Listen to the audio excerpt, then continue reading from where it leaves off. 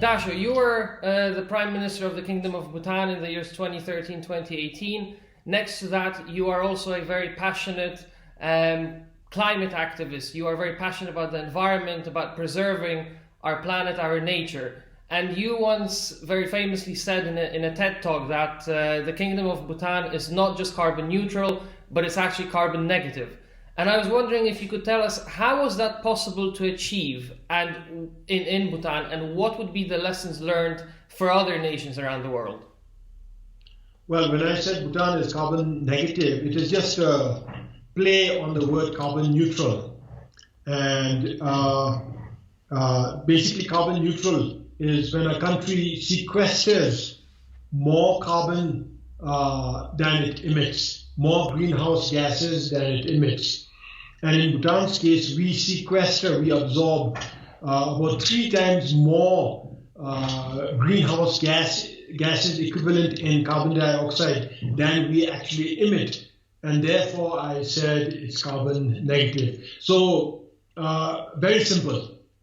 But I was surprised to see how Bhutan at that time was the only country that was carbon neutral or carbon negative. And so that is not simple, and that is quite alarming.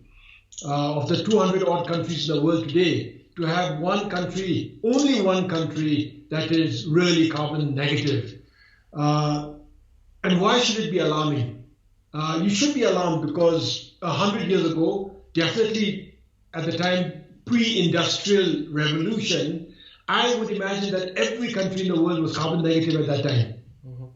And now to reach within 100 years, to have just one small Himalayan country to be carbon negative, that is not acceptable. But you asked me, how is it that Bhutan is carbon negative? One is our geography. We are located towards the end of the tropics. So the climate is warm and conducive to tropical forests, a lot of forests. The other is the fact that we have a very small population. We have barely 700,000 people. So the pressures on our forests may not be as high as in many other countries. But regardless, it has to do with leadership. We've had enlightened leaders in the form of our kings. We've been blessed by their leadership. And they're the ones who have introduced gross national happiness to us and through Bhutan to the world. And the philosophy, the development philosophy of gross national happiness is mindful of the environment and accords priority to sustainable development. And as a result, because of this, we are still carbon neutral and carbon negative. Well, I think it's something that it's definitely an example. It should be an example to other countries around the world. Obviously, not all countries have the same location or the same population, but indeed, I do think that especially the aspect of leadership is something that we can all learn from. Undoubtedly, the fight against climate change is a global issue, and it requires global action on the international level for different governments, different societies, different actors to come together in order to address this. What would you say the role of the United Nations would be in this road to finally being more successful in the fight against climate change? What would you say what goes well at the United Nations in that respect, and what has to improve in the next 5-10 years for us to reach our targets? Well, the United Nations is one of the most powerful organizations that a very otherwise divided world has. And every sovereign state is a member of the United Nations, and there's no other organization that can claim to have membership of that level. The world is also divided as never before. You have large countries and small countries and landlocked countries and island countries, and we are so divided. Maybe a good thing, but you do need something or someone or some organization to bring all these divided entities together, and that is what the UN has been doing, and doing relatively well, I would think. In terms of climate change, it is because of the UN that whatever little progress that the world has made, little progress, I think a lot of the credit has to go to the UN, beginning from the Earth Summit in Rio, and then followed up with the formation of the UNCCC, and then UNEP, and the Kyoto Protocol, and then the Paris Agreement. Hopefully COP26 takes place next year, even though it's postponed by a year. But these are very important mechanisms. And then all the funding mechanisms that have come about because of the UNFCCC and the COP, the conferences of parties that have taken place. Funding ultimately is required also to mitigate and to adapt to climate change. So in these areas, I think the UN has indeed kept its eye on the ball, kept the eye of the all the various countries on the ball, and the ball being that unless we take climate change seriously, we are in for deep trouble in the future. We need UN to do this because individually, countries are not going to take climate change seriously. Individually, every country is going to want to pollute more than it contributes towards cleaning the environment, and would want to leave it up to other countries to do the cleaning and to make the sacrifices individually. This seems very normal of individual human beings, and unfortunately it seems quite normal of countries also. And therefore you do need enlightened leadership of the type that we've benefited in Bhutan in the form of our kings. And then we need such leadership in other countries too. But overall we still need a coordinated approach towards fighting this scourge of climate change. If you want to, now people are talking of flattening the curve. Greenhouse gases, flattening the curve. And if you want to do that, we do need a coordinated approach. And the UN, I think, is our best bet. What I would like to see the UN is obviously at the highest levels, even more attention be given, even higher priority be accorded to climate change. And to begin with, I would really like to see the Security Council give a lot more attention, give a lot more time to discussing matters regarding climate change and how it affects the security of the world at large. I think your words about the importance of the UN here are really important, particularly in light of sometimes also true criticism of the UN at present, whereby the critics say that the organization, because of its format and because it brings so many different governments together, very often fails to actually agree on concrete action. And someone like yourself saying that is what we need such a platform, is indeed very, very important.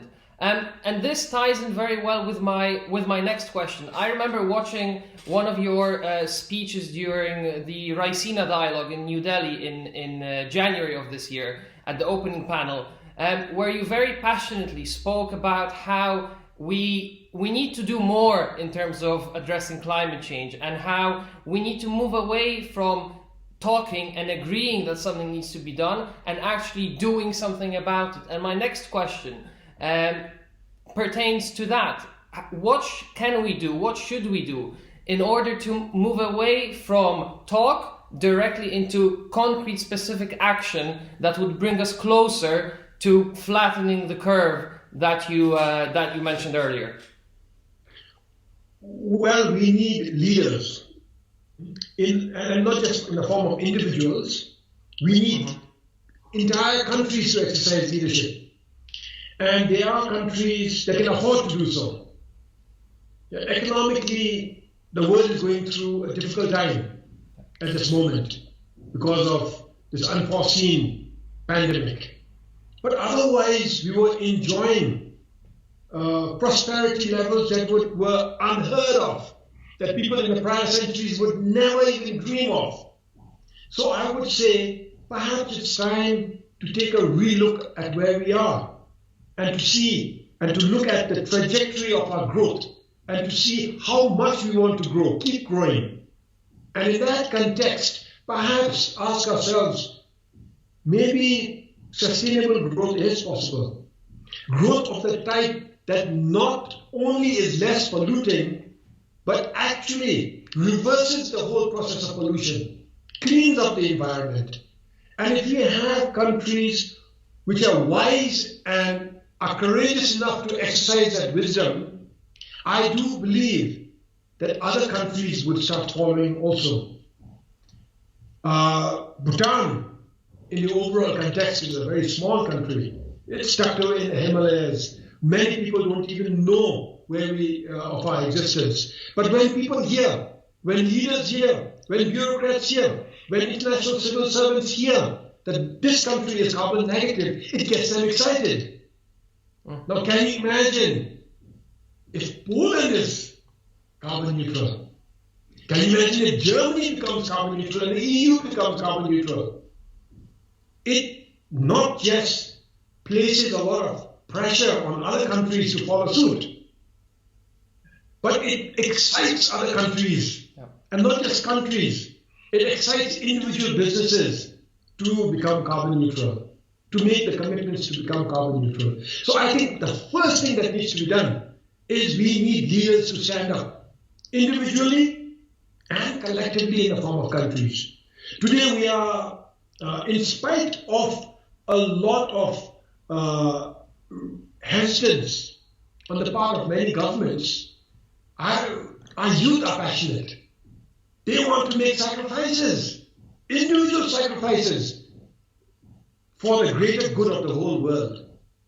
The other area that's exciting is businesses. Many businesses. It could be a corner shop, it could be a small restaurant, or it could be a multinational company. Many of them, increasingly, more of them, are looking at sustainable business, are looking at their carbon footprint.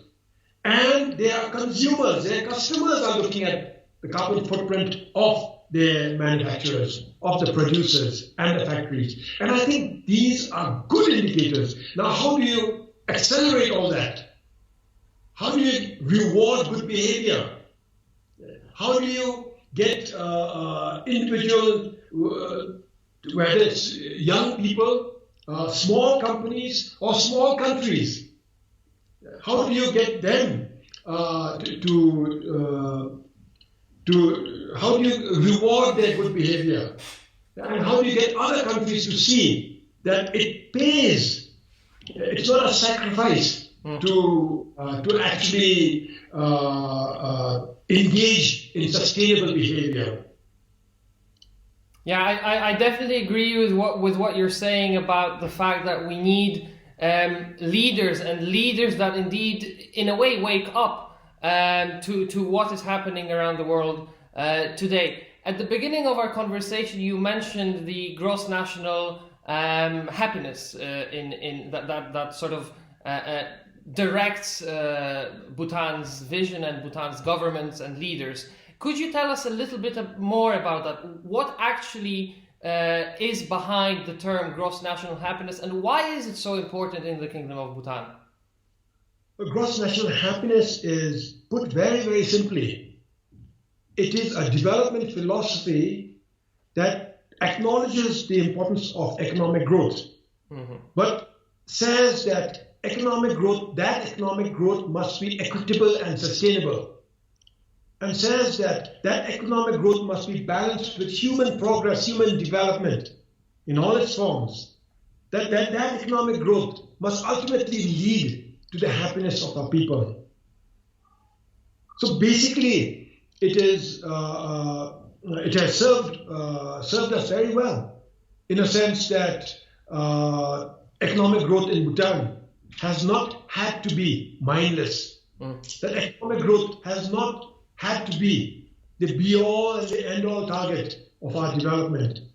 Our environment is flourishing because of gross national happiness. our culture is intact because of gross national happiness. We are largely still equal society, and poverty rates have come crashing down because of gross national happiness. Our kings have imposed democracy on the people, again, because of gross national happiness. But at the larger scale, if you ask me what is gross national happiness, to point to an example, I would point to the lapel pin you're wearing, the Sustainable Development Goals. When you look at the 17 goals, the Sustainable Development Goals, that is the story of gross national happiness. Because within the goals you have economic growth, but economic growth that is sustainable. And then there's reducing poverty and fighting hunger and climate action and clean water and gender equality and reducing inequalities and good governance. So within these 17 goals of the Sustainable Development Goals, you distill the fundamentals of gross national happiness. It definitely seems that indeed the gross national happiness is a somewhat fundament or base of governance and indeed of life in Bhutan. And I think that is something very, very unique in today's world. I'm very glad you mentioned Agenda 2030 and the 17 Sustainable Development Goals, because that leads me nicely into my next question. So as we know, the agenda was adopted 5 years ago at the UN General Assembly. This year we'll be celebrating the 5th anniversary. A lot has been done successfully, but there's a long way to go still to achieve all our targets and match our indicators. And now in 10 years, when we will reach the expiration date of Agenda 2030, how do you see the world? Where do you see the world in 2030 and post 2030?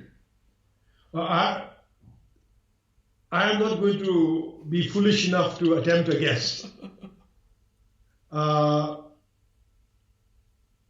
Things have been so unpredictable. Just last year, forget last year, just 6 months ago, nobody would have predicted the state of the earth, the state of the world today. Nobody would have predicted. And 10 years is a long, long way. But what I can hope for is a successful outcome to the Agenda 2030. That most, if not all, the targets set out in the 17 goals have been achieved. And I say that for actually one reason. The UN has been through the MDGs, the Millennium Development Goals. 15 years of that. We are giving ourselves another 15 years of Agenda 2030. If we don't succeed, it will be foolish to go for Agenda 2050. Yeah. I mean, people are not going to believe the UN. And so it's imperative that we succeed. There's mixed reviews on the MDGs. I would like to feel that, yes, having prevented the death of so many children and taken so many people out of poverty, it is a resounding success regardless. Yeah. But still, there's mixed reviews on the success of the MDGs overall. I would like the success of Agenda 2030 to be a bit more clear. Because if it isn't, if the reviews are mixed again, we will not have another shot at getting the world together to fight for these fundamentals that are extremely important in the welfare and well-being of humanity. Indeed, I indeed very much agree that 2030 will very much be a checkpoint, whether we have succeeded or not. And if we don't succeed in attaining the targets and matching the indicators, that might cause problems in a domino type effect. Dasho, thank you very much for joining us. It was an absolute pleasure and a great honor to be able to speak with you. Thank you very much for taking the time out of your schedule. I hope all is well in Bhutan and with you and your family in these turbulent times, and I wish you all the best on behalf of the entire UNA Poland team. So thank you very much again. We are very well here. Thank you very much for your good wishes. Just a final point on Agenda 2030. We, you, I, all of us have to work very hard to ensure its success to the extent possible. Simply because we now know that things don't go according to plan. With COVID-19 and the mess it has created, the emergencies, the crisis that it has created, unprecedented, we must get over this and then get onto the business of achieving the targets of 2030, because we don't know when the next crisis is going to hit at this scale. And with that, we are very lucky in Bhutan. His Majesty the King is in the forefront of the battle against COVID-19, and we have not had a single local transmission as of yet. Everybody coming into the country is quarantined, and in doing so, we have detected about 25 odd COVID-19 positive cases, and they are in isolation, and some of them have recovered. So by and large in Bhutan, we do not suffer as much as many other countries.